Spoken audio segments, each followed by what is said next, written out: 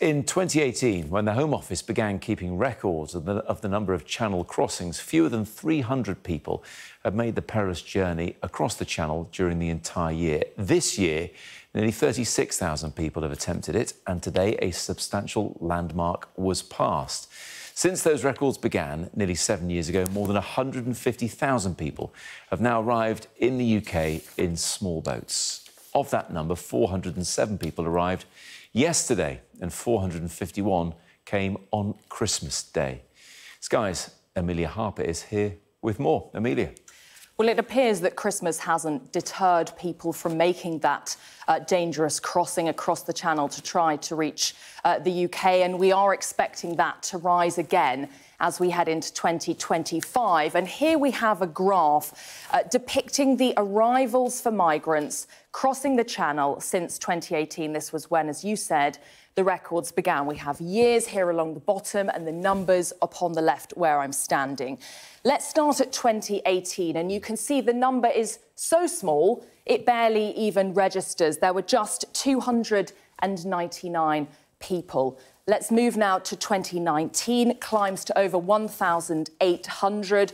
2020, again, keeps going up, 8,466. 2021, quite a big jump there, over 28,000.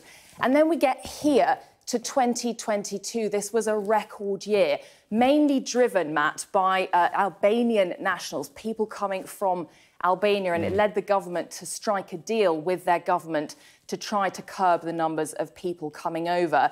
2022, also an interesting year. That was the year when the Tory government announced the Rwanda policy, that controversial policy to send migrants while they were having their claims processed to Rwanda. We now, of course, under Labour government, know that plan is dead in the water.